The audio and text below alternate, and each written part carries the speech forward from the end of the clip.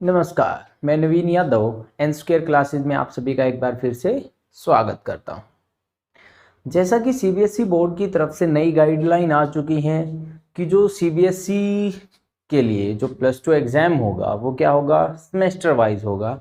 और कुछ दिन पहले ही, मतलब 2 या 3 दिन पहले ही सीबीएसई ने एक नोटिस भी डाल दिया है सिलेबस से रिलेटेड कि कौन कौन से चैप्टर्स आपके टर्म फर्स्ट में रहेंगे और कौन से सेकेंड में रहेंगे।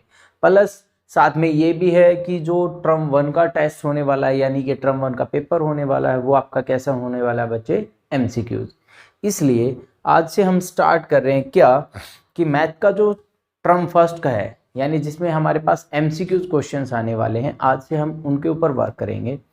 और बच्चे ये सेशन जो अब रहेगा ये स्पेशली बोर्ड क्लासेस को ही रहेगा, फुली डेडिकेटेड बोर्ड क्लासेस को रहेगा। यानी हम इसमें कोई एक्स्ट्रा ज़्यादा कंपटीशन वाली चीज़ें नहीं करते हुए चलेंगे। अगर कंपटीशन का बनाएंगे तो फिर वो अलग से बैच बनाएंगे, ठीक है।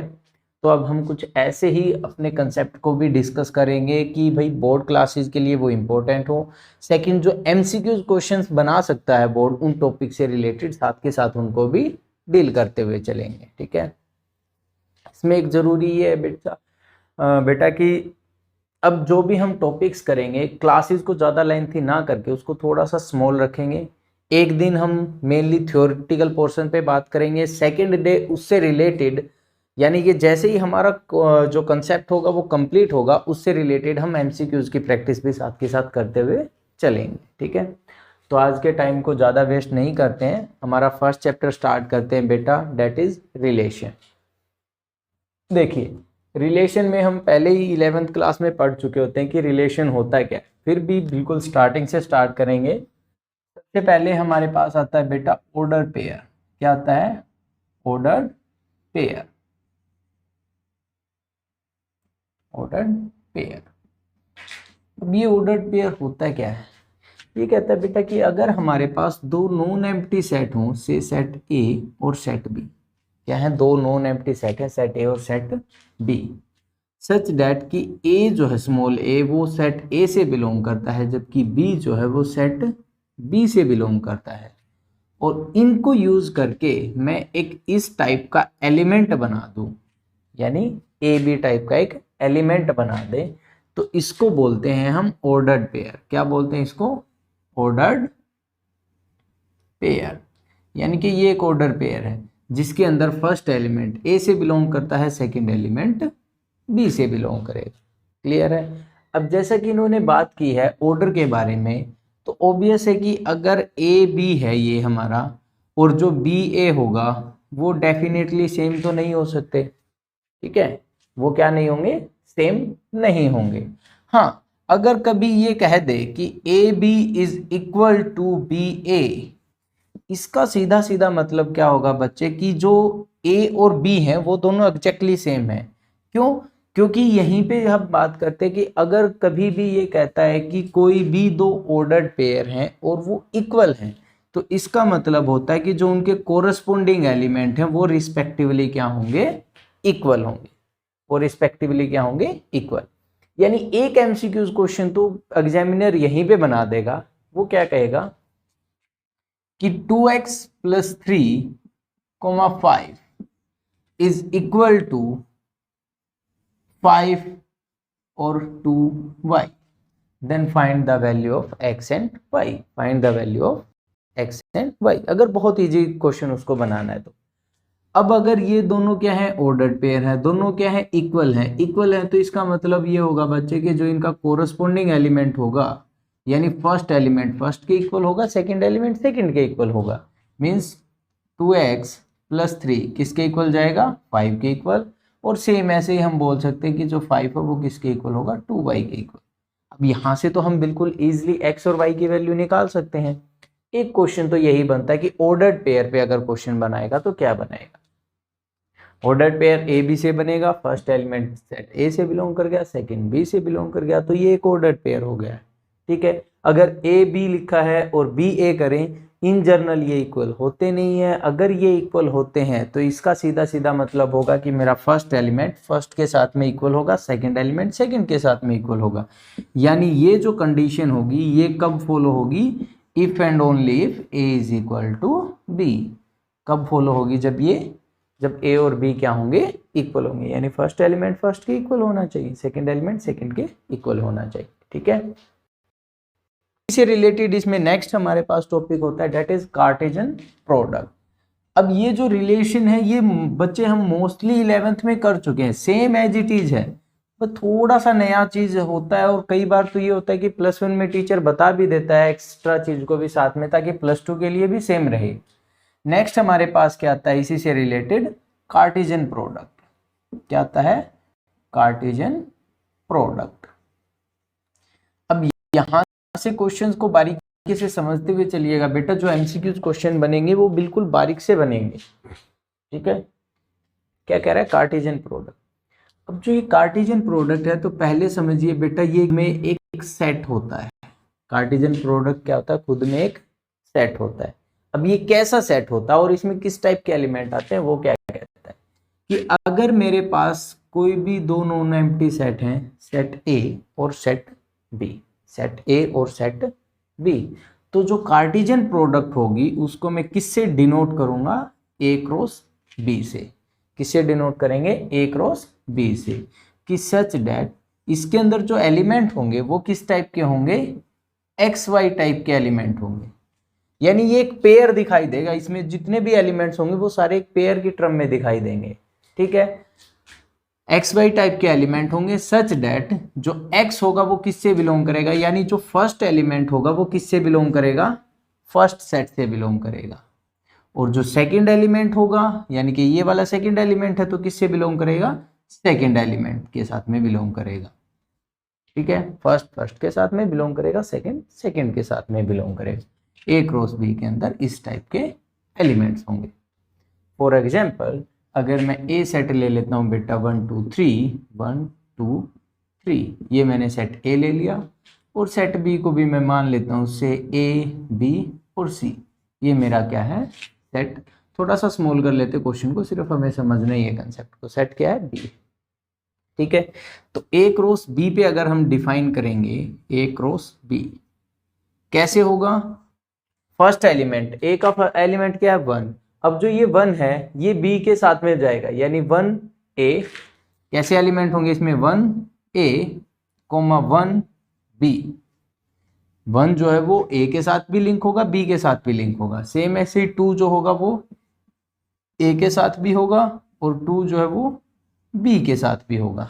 ठीक है, सेम ऐसे ही 3 की टर्न आ जाएगी, 3 ए और 3 बी। ओके, ये मेरा क्या हो गया? ए क्रॉस बी। कब? जब मेरा ए क्या है? 1 2 3 है, और बी क्या है? ए और बी है। तो ये क्या आ गई हमारी? Cartesian product. क्लियर? अब इसमें इतना सिंपल क्वेश्चन तो आपको नहीं देगा बेटा कि ए दे देगा, बी दे देगा और आपसे कार्टेशियन प्रोडक्ट बनवा लेगा। क्वेश्चंस को कैसे डील करता है वो सुनिए। अब पहले तो ये देखो कि ए के अंदर एलिमेंट कितने हैं? 3। ए के अंदर अगर 3 एलिमेंट है तो इसका मतलब ऑर्डर ऑफ ए क्या है मेरे पास? 3 है। ऑर्डर ऑफ ए क्या है? 3 है। ऑर्डर ऑफ ए कहें या कार्डिनलिटी कहें बेटा, दोनों चीजें सेम होती, इस वर्ड को ध्यान रखिएगा। कार्डिनलिटी, कई बार एग्जाम में ये कंफ्यूज कर देता, ये वर्ड ध्यान नहीं रहता। कार्डिनलिटी कहें या ऑर्डर कहें, दोनों चीजें सेम होंगी। कि ऑर्डर ऑफ ए क्या है मेरे पास? 3 है। ऑर्डर ऑफ बी क्या है मेरे पास? 2 है, क्योंकि जितने सेट के अंदर एलिमेंट होते उतना ही ऑर्डर होता है। अगर यहां से बात करें तो ऑर्डर ऑफ ए बी क्या आया है? ऑर्डर ऑफ ए बी कितने एलिमेंट्स आए हैं इसमें? 1 2 3 4 5 6। कितने एलिमेंट आए? 6, यानी कि ये क्या है? 6 है। अब अगर मैं यहां से देखूं ए क्रॉस बी, यानी अगर इन दोनों को मल्टीप्लाई करें तब भी क्या आएगा? 6 आएगा।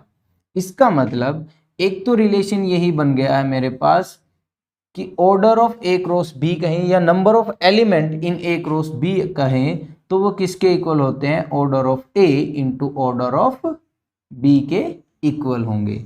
एक रिजल्ट तो यही ध्यान रखिएगा। ठीक है, कि ए क्रॉस बी के अंदर कितने एलिमेंट होंगे? जितने ए के अंदर थे और जितने बी के अंदर थे उनकी क्या कर दो? मल्टीप्लाई कर दो। यानी इसमें 3 थे, इसमें 2 थे, मल्टीप्लाई करने से क्या आया? 6 आया। तो एक क्वेश्चन तो यहीं तक बनने के चांसेस हो जाते हैं। ठीक है, यानी कंसेप्ट को बिल्कुल बारीकी से समझते हुए चलिए, ठीक है, क्लियर। अब कई बार इसमें क्या कर देता है बेटा, कई बार इसमें मिसिंग टर्म देगा आपको, missing term in the sense एक तो ये बन गया, दूसरा ये क्या कह देगा, मान लो कि आपको ये कह दे कि एक तो ये एलिमेंट गायब कर दिया उसने और एक ये वाला एलिमेंट गायब कर दिया, ठीक है, यानी आपको ये 4 एलिमेंट दे दिए और फिर कहता है कि भाई इसका ऑर्डर जो है, यानी कि ये कहें कि यहाँ से भाई A cross B Cartesian product के अंदर ये एलिमेंट्स गिवन है और फिर कह दे कि A का ऑर्डर जो है वो तो क्या है मेरा 3 है और B का अगर ऑर्डर मेरा क्या हो बेटा 2 हो तो A और B सेट को राइट कीजिए, then write set A and B, A और B सेट के एलिमेंट्स को राइट कीजिए। अब अगर ये चीज हमने अच्छे से समझ लिए बेटा तो ध्यान दीजिएगा कि इस जो हमने कार्टेशियन प्रोडक्ट डिफाइन किए इसके अंदर जो फर्स्ट एलिमेंट होगा वो किससे बिलोंग करेगा, फर्स्ट सेट से बिलोंग करेगा।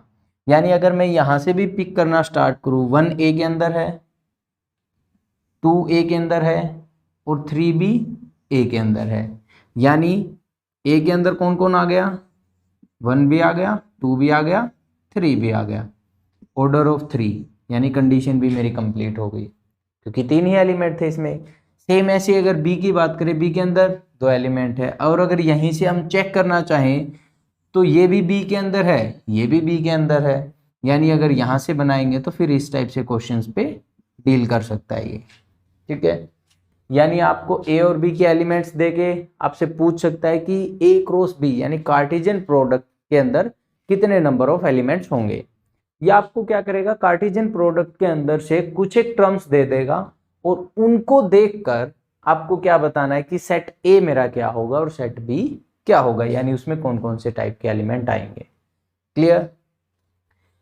इसमें तो इतना ही बनता है कार्टेशियन प्रोडक्ट में। तो अब एक चीज को ध्यान रखिएगा छोटी सी, अगर A B किसके इक्वल नहीं होता बेटा, B A के इक्वल नहीं होता तो ऑब्वियस है कि A क्रॉस B जो होगा वो भी B क्रॉस A के इक्वल नहीं होगा, क्योंकि बी ए का मतलब क्या हुआ, इस टाइप इसके एलिमेंट ए बी, इसके एलिमेंट अगर यही इक्वल नहीं है तो ये इक्वल नहीं हो सकते हैं, ठीक है, ध्यान रखिएगा। अगर ऑर्डर्ड पेयर ही इक्वल नहीं है, ठीक है, तो कार्टेशियन प्रोडक्ट भी इक्वल नहीं हो सकती, क्लियर। अब कार्टेशियन प्रोडक्ट के बाद नेक्स्ट जो हमारा आता है, यानी नेक्स्ट क्या हमारे पास, रिलेशन, क्या हमारे पास रिलेशन। अब यहां से मेन क्वेश्चन स्टार्ट होता है, क्योंकि अभी तक जो कर रहे थे वो +1 का था, अब +2 का चीज स्टार्ट होती है बेटा। फर्स्ट हमारे पास क्या, रिलेशन। अब रिलेशन है क्या, सबसे पहली बात रिलेशन क्या होता है बेटा, सबसेट होता है। ध्यान रखिएगा, रिलेशन क्या होता है, सबसेट होता है। किसका सबसेट होता है ये, ए क्रॉस बी का सबसेट होता है। अगर मैंने क्या कर रखा हो, रिलेशन को ए और बी सेट पे डिफाइन कर रखा, यानी मैंने क्या किया, मेरे पास दो नॉन एम्प्टी सेट थे ए और बी, उस पे मैंने एक रिलेशन बनाया, ठीक है। तो वो जो रिलेशन होगा वो पक्के से क्या मिलेगा बेटा, एक सबसेट मिलेगा, किसका, ए क्रॉस बी का। किसका सबसेट मिलेगा, ए क्रॉस बी का, क्लियर। अब अगर यहीं पे हम बात करें, जैसे हमने लास्ट एग्जांपल लिया था 1 2 3 और हमने बात की थी बी के साथ में, हमने बी में एलिमेंट्स लिए थे ए और बी, ठीक है। तो इसके बाद हमने ए क्रॉस बी भी निकाल लिया था। ए क्रॉस बी के अंदर हमारे पास एलिमेंट आए थे 1A 1B, सेम ऐसे ही 2A 2B और 3A 3B, ये एलिमेंट्स आए थे हमारे, ठीक है। अब चीज को थोड़ा सा ध्यान से समझिएगा। पहला क्वेश्चन जो इस पे बनता है वो क्या बनता है, एक तो ये रिलेशन है क्या भाई, इसके में कोई भी एलिमेंट उठा के लिख दूं। अगर मैंने R है और R के अंदर मैंने क्या कर दिया बेटा, कुछ इस टाइप से मान लो कि मैंने सिर्फ ये दो एलिमेंट राइट करके छोड़ दिए, तो ये भी क्या है, एक रिलेशन है। ये भी क्या है, एक रिलेशन है। क्यों, क्योंकि ये जो R है ये सबसेट है ए क्रॉस बी का। अब सबसेट क्यों है, ये चीजें तो बेटा आई थिंक पता होंगी, क्योंकि इसके सभी के सभी एलिमेंट इसके अंदर बिलोंग करते हैं, तो ये R जो है ये क्या है, सबसेट है। किसके लिए? A क्रॉस B के लिए।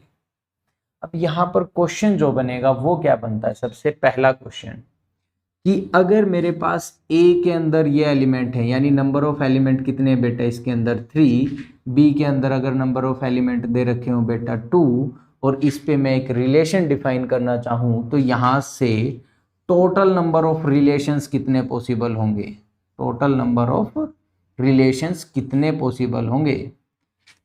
ए सेट के अंदर मेरे पास 3 एलिमेंट है, बी सेट के अंदर मेरे पास कितने एलिमेंट है बेटा, 2 एलिमेंट हैं, तो टोटल नंबर ऑफ रिलेशन कितने पॉसिबल होंगे ए टू बी पे। ठीक है, ये हमारा फर्स्ट क्वेश्चन है। अब चीज को समझिए, रिलेशन को मैंने क्या बताया बेटा, सबसेट। क्या बताया रिलेशन को मैंने, सबसेट। किसका सबसेट बताया है, ए क्रॉस बी का, ए क्रॉस बी का सबसेट बताया है। अब ए क्रॉस बी के अंदर कितने एलिमेंट है, ए के अंदर 3 थे, बी के अंदर 2 थे, तो ए क्रॉस बी के अंदर कितने एलिमेंट आए, 6 एलिमेंट। कितने एलिमेंट आए, 6 एलिमेंट। अब ये एक्चुअल में ये सिर्फ आपको समझाने के लिए बेटा, ध्यान रखिएगा, अदरवाइज तो मैं इसको ऐसे लिखता, कहीं ये कहो कि sir A cross B equal to 6, ये सिर्फ समझाने के लिए बात कर रहे हैं अभी। ठीक है,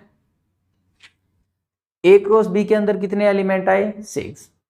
अब अगर किसी सेट के अंदर 6 एलिमेंट हैं, किसी सेट के अंदर 6 एलिमेंट हैं, तो उसके कितने सबसेट पॉसिबल होंगे, कितने नंबर ऑफ सबसेट पॉसिबल होंगे। ये चीज हमने 11th में पढ़ ली थी, उसी बेस पे है। 11th में हमने किया था बेटा कि ए मेरा कोई सेट है जिसके अंदर n एलिमेंट हैं, तो इसके जो नंबर ऑफ सबसेट बन सकते हैं, नंबर ऑफ सबसेट बन सकते हैं, वो कितने बनेंगे बेटा, 2 की पावर n बनेंगे। कितने बनेंगे, 2 की पावर n बनेंगे। क्लियर। अब इसी चीज को अगर हम यहां पर यूज करें, रिलेशन क्या है, नंबर ऑफ रिलेशन निकालने, रिलेशन क्या है, सबसेट है। यानी अगर मैं नंबर ऑफ रिलेशन देखने की बजाय ये देखूं कि नंबर ऑफ सबसेट कितने बन सकते हैं, किसके, ए क्रॉस बी के, तो मेरे नंबर ऑफ रिलेशन तो इजीली निकल जाएंगे। यानी ए क्रॉस बी के अंदर कितने एलिमेंट हैं, 6, तो कितने नंबर ऑफ सबसेट होंगे, 2 रेज टू पावर 6। कितने नंबर ऑफ सबसेट होंगे, 2 रेज टू पावर 6। और क्योंकि रिलेशन ही क्या था, सबसेट था, यानी नंबर ऑफ रिलेशंस कितने पॉसिबल होंगे बेटा, 2 raise to power 6, 2 raise to power 6। अब इसी चीज को थोड़ा सा जर्नलाइज करें, अगर हम जर्नलाइज इन द सेंस कि यहां पर मैं बोल दूं बेटा कि ए के अंदर मेरे पास कितने एलिमेंट्स हैं, m एलिमेंट्स हैं, बी के अंदर मेरे पास कितने एलिमेंट्स हैं, n एलिमेंट्स हैं, बी के अंदर कितने हैं, n है, तो ए क्रॉस बी के अंदर कितने होंगे, ए क्रॉस बी के अंदर कितने एलिमेंट्स आएंगे, कितने आ जाएंगे, m इंटू एन, क्योंकि अभी अभी हमने ये चीज तो की थी कि ए क्रॉस बी के अंदर कितने एलिमेंट होंगे, जितने ए के अंदर थे और जितने बी के अंदर थे उनकी प्रोडक्ट, तो कितने आ गए, m इंटू एन। अगर ए बी यानी ये एक सेट है जिसके अंदर इतने एलिमेंट हैं, तो इसके अंदर सबसेट कितने बनेंगे, इसके अंदर सबसेट कितने बनेंगे, 2 की पावर, यानी जो होता है, यानी नंबर ऑफ एलिमेंट होते हैं वो क्या हो जाते हैं, 2 की पावर में हो जाते हैं। तो यहां से कितने बनेंगे, 2 raise to power m into n, 2 raise to power m into n. ये है हमारा अभी का यानी रिलेशन का सबसे पहला और इंपॉर्टेंट क्वेश्चन। अगर a के अंदर मेरे पास m एलिमेंट्स हैं, b के अंदर n एलिमेंट्स हैं, तो कितने total number of relations possible हैं, कितने टोटल नंबर रिलेशंस पॉसिबल हैं, तो वो कितने होंगे बेटा, 2 की पावर m इंटू एन। और ये आया कैसे है, क्योंकि ए क्रॉस बी का ये सबसेट होता है और ए क्रॉस बी के अंदर m इंटू एन एलिमेंट है, तो इसके अंदर क्या हो जाएंगे, 2 की power m into n. Clear. यहां तक का तो सिर्फ इतना ही ध्यान रखिएगा एक बार के लिए, तो कि रिलेशन के अंदर टोटल नंबर अगर सेट दे रखे हो तो टोटल नंबर ऑफ रिलेशंस क्या पॉसिबल। ठीक है, अब उसके बाद थोड़ा सा और सेट के बारे में जान लेते हैं। मान लीजिए कि यहाँ पर मैंने कुछ ऐसे एलिमेंट्स दे दिया आपको, 2a 3b 3a, ठीक है, इस टाइप से आपको कोई भी रिलेशन राइट करके दे। अब ये कहता है बेटा कि रिलेशन के अंदर जो फर्स्ट एलिमेंट होते हैं, रिलेशन के अंदर यानी ये पेयर है, इन पेयर्स के अंदर जो फर्स्ट एलिमेंट है उसको अगर मैं एक सेट बना दूं, उसको उन सबको एक सेट के अंदर राइट कर दे 1 2 और 3, ठीक है, तो जो ये सेट आया है इसको बोलते हैं domain of R, domain of R, यानी जो मेरा रिलेशन था उस रिलेशन की क्या आ गई है, डोमेन। क्या होती है डोमेन? रिलेशन के अंदर जितने ये एलिमेंट हैं इनके फर्स्ट वाले एलिमेंट्स उठा लीजिए, बस उनका जो सेट बना वो मेरा क्या बना है, डोमेन बना है। क्या बना? डोमेन। यहीं पे सेकंड वर्ड आता है रेंज ऑफ आर। क्या होता है? यानी रेंज ऑफ रिलेशन। ये क्या होता है? देखो फर्स्ट से मेरे पास क्या आया है, सेकंड से क्या आएगा, रेंज, यानी सेकंड वाले एलिमेंट्स को अगर उठा के एक सेट की फॉर्म में राइट कर दें बेटा, तो ये क्या आ जाएगा मेरे पास, रेंज आ जाएगा। क्या आ जाएगा? रेंज। रिलेशन है, डोमेन ऑफ रिलेशन पास 1 2 3 वाले एलिमेंट्स को उठाया, रेंज के लिए इसके पीछे वाले एलिमेंट्स को उठा लिया, ठीक है। एक वर्ड आता है इसमें कोडोमेन। क्या आता है? कोडोमेन। अब कोडोमेन क्या होता है बेटा, जब रिलेशन को मैं डिफाइन करूंगा तो किसी ना किसी दो सेट पे तो डिफाइन करेंगे। जैसे यहां पर हमने बात की है तो हमने किस पे डिफाइन किया इसको, ए क्रॉस बी पे, क्योंकि इसी का सबसेट बता रहे हैं। अब जब इसको ऐसे राइट किया गया है तो जो इसका पीछे वाला जो सेट होता है ए क्रॉस बी, यानी जिसपे मैंने इसको डिफाइन किया उसके अंदर जो पीछे वाला सेट होता है उसको बोलते हैं हम कोडोमेन। उसको क्या बोलते हैं? कोडोमेन। क्लियर? डोमेन 1 2 3, रेंज जो पीछे वाले एलिमेंट थे वो आगे, और कोडोमेन यहाँ जो प्रोडक्ट हुई थी, यानी आर को जब डिफाइन किया जाएगा तब वो चीज बताता है कि क्या है। यानी आर कभी डिफाइन किया गया फ्रॉम ए टू बी, या अगर मैं ये कह दूं बेटा कि आर जो है वो डिफाइन है बी टू ए, इसका मतलब जो ये आर है ये किसका सबसेट है, बी क्रॉस ए का सबसेट है। किसका सबसेट है? बी क्रॉस ए का सबसेट है। तो इस केस के लिए कोडोमेन का काम कौन करेगा? ए। कोडोमेन का काम कौन करेगा बेटा? ए करेगा। क्लियर?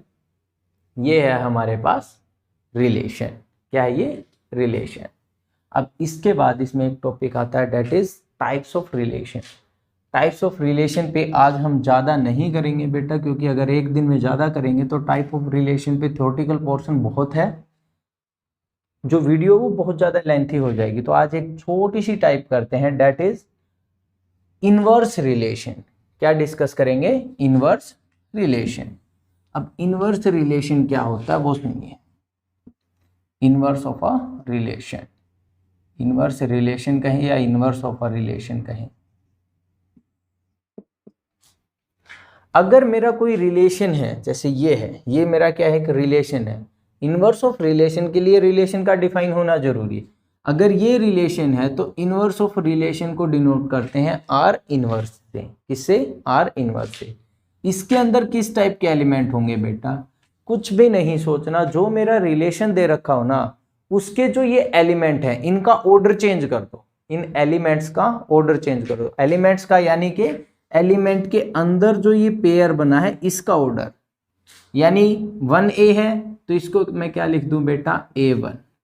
2A है तो इसको क्या लिख दें? A2। 3B है इसको क्या लिख दें? B3। और 3A है तो इसको क्या लिख दें? A3। अब ये मेरा क्या आ गया? Inverse relation. क्या आ गया ये? Inverse relation. क्लियर? यानी जो भी मेरा रिलेशन था उसके जो ये एलिमेंट्स थे, ऑर्डर्ड पेयर थे, इनको उल्टा कर दो। 1A कर दिया, 2A था, A इस टाइप। ठीक है? अब फिर से वही चीज है, अगर यहां से मैं बात करता हूं बेटा तो इसकी डोमेन क्या आएगी? इसकी डोमेन क्या आएगी? अब ये आप मुझे कमेंट में बताएंगे कि डोमेन ऑफ आर इनवर्स क्या होगी। जब आप वीडियो को देख लेंगे बेटा तो ये आप मुझे बताएंगे, ताकि मुझे भी आइडिया हो कि आपको कहां तक समझ आए। डोमेन ऑफ आर इनवर्स बताएंगे मुझे, रेंज ऑफ आर इनवर्स भी बताएंगे मुझे, रेंज ऑफ आर इनवर्स भी बताएंगे, और साथ में आप मुझे इस पर्टिकुलर क्वेश्चन के लिए कोडोमेन ऑफ आर इनवर्स भी बताएंगे। ये आप मुझे वीडियो के बाद मतलब कमेंट करके मुझे डेफिनेटली बताएंगे बेटा कि ये तीनों क्या चीज़ें होंगी। ठीक है, मैंने इससे रिलेटेड सारी चीज़ें आपको बता दी हैं। सिर्फ ये रहता है कि डोमेन ऑफ आर इनवर्स क्या होगी, रेंज ऑफ आर इनवर्स क्या होगी और कोडोमेन ऑफ आर इनवर्स क्या होगी। जबकि यहाँ पर मैंने आपको सब बता दिया है कि रेंज के अंदर जब हमने रिलेशन जब हमने डिफाइन किया, जो फर्स्ट एलिमेंट थे वो क्या होती है डोमेन, जो सेकंड एलिमेंट्स होते हैं वो क्या होती है रेंज, और जब रिलेशन को डिफाइन किया है तो दो सेट्स यानी क्रॉस प्रोडक्ट के अंदर जो पीछे वाला सेट हमने राइट किया है वो हमारा क्या होता है कोडोमेन होता है। क्लियर। अब इसमें एक छोटी सी टर्म और रहती है बेटा, वो क्या कहता है सुनिए। अगर मान लीजिए कि ये जो एलिमेंट है ये हमें पता है कि ये रिलेशन के अंदर है, तो इसको राइट कैसे करेंगे बेटा, डिनोट कैसे करता है। ये एक तो इस टाइप से डिनोट कर देता है कि 1A बिलोंग्स टू R, ऐसे भी डिनोट करता है बेटा, या फिर इसी चीज को ये क्या लिख देगा कि 1RA, यानी इसको रीड भी हम ऐसे ही करते हैं 1 is related to A, 1 is related to A। Clear. ये किसको डिफाइन करता है कि 1 और A जो एलिमेंट है, यानी ये जो एलिमेंट बना है 1A, ये किसके अंदर है रिलेशन के अंदर है। किसके अंदर है ये रिलेशन के अंदर बिलोंग करता है। ठीक है। और मान लीजिए कि कोई ऐसा एलिमेंट है जो रिलेशन के अंदर बिलोंग नहीं करता, जैसे यहाँ पर अगर हम बात करें बेटा तो 3 और 5 की अगर बात कर ले, अब इसके अंदर 3 और 5 नाम का कोई एलिमेंट नहीं है, तो अगर रिजेक्ट वाली केस डालेंगे तो वो कैसे डाली जाएगी, 3 does not related to 5, 3 does not related to 5। यहाँ पर क्या था 1 इज रिलेटेड टू A, यहाँ क्या है 3 डज नॉट रिलेटेड टू 5, यानी जहां पर नोट डालना उसमें आर को कट कर दो बस। क्लियर है। ये हो गया यहाँ तक। आज हम सिर्फ इतना ही करेंगे बेटा, इसके बाद कल का और थ्योरेटिकल पोर्शन रहेगा, देन नेक्स्ट डे हम इस पे एमसीक्यूज को ट्राई करेंगे। ठीक है। और कल की वीडियो के बाद ये लगाइए कि एमसीक्यूज ही रहेंगे, बाकी कंसेप्ट जो है यानी थ्योरेटिकल पोर्शन जो होगा किसका रिलेशन का, वो कंप्लीट हो जाएगा। ठीक है। क्लियर। आज के लिए इसी चीज़ को थोड़ा सा रिवाइज कर लीजिएगा, थोड़ा सा बेस बना लीजिएगा। और बेटा प्लीज़ वीडियो अच्छी लगे तो लाइक शेयर करना मत भूलिएगा, और साथ के साथ जो आपसे क्वेश्चन पूछे जाते हैं, यानी जैसे मैंने ये क्वेश्चन आपको दिया है तो इसका कमेंट करना मत भूलना। ठीक है। क्योंकि जब आप कमेंट करेंगे तभी मुझे आइडिया आएगा कि बच्चे जो मैंने समझाया था वो बच्चे आप लोगों को समझ आया या नहीं आया। ओके। ठीक है। आज के लिए इतना ही बेटा, मिलते हैं कल को। Okay bye, take care.